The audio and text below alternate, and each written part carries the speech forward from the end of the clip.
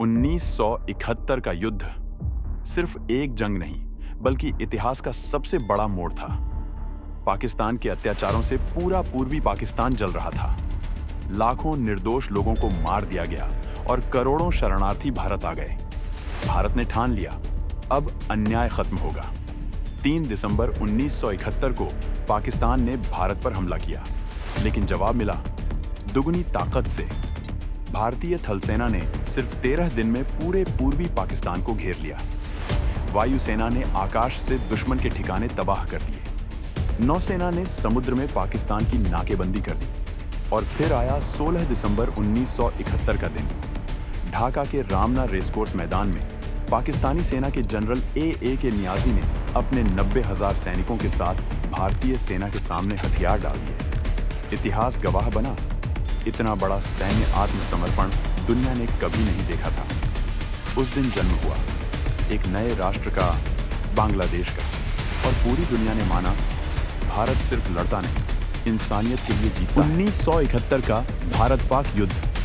रात का समय था जब पाकिस्तान की सबसे खतरनाक पनडुब्बी PNS गाजी भारत के युद्धपोत INS विक्रांत को निशाना बनाने आई थी। लेकिन भारतीय नौसेना सतर्क थी।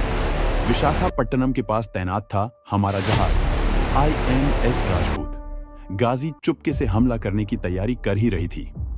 तभी भारतीय नौसेना ने जवाबी चाल चली। गहराई में बम गिराए गए और एक जोरदार धमाका हुआ। कुछ ही मिनटों में पाकिस्तान की सबसे घातक पनडुब्बी समंदर की गहराई में समा गई। 100 से अधिक पाकिस्तानी नौसैनिक वहीं मारे गए।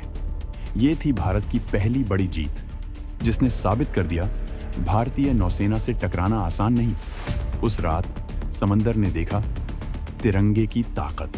भारत की सेना केवल एक फौज नहीं, बल्कि 140 करोड़ देशवासियों का गर्व है। दुनिया की सबसे ऊंची पोस्ट सियाचिन पर अगर कोई डटा है तो वो है भारतीय सैनिक। 40 डिग्री तापमान में भी ये जवान सिर्फ तिरंगे के लिए खड़े रहते हैं। हमारी थल सेना के पास हैं T-90 भीष्म टैंक, तोपें और आधुनिक हथियार जो हर दुश्मन को पल भर में कुचल सकते हैं। वायुसेना की ताकत सुखोई 30, राफेल, तेजस और अपाचे हेलीकॉप्टर ये आकाश में दुश्मन के लिए मौत का संदेश बनकर उड़ते हैं। और नौसेना समंदर में तैरता विशाल किला INS विक्रांत, जहां से लड़ाकू विमान उड़ान भरते हैं। इसके साथ है ब्रह्मोस मिसाइल जो दुश्मन को पल भर में राख कर सकती है। भारतीय सेना हर मोर्चे पर तैयार है, पहाड़ों से लेकर रेगिस्तान तक, जंगलों से लेकर गहरे समुद्र। ये है भारत की असली शक्ति। ये है वो ताकत जो कहती है अगर दुश्मन ने आंख उठाई तो मिट्टी में मिला दिया जाएगा। जय हिंद।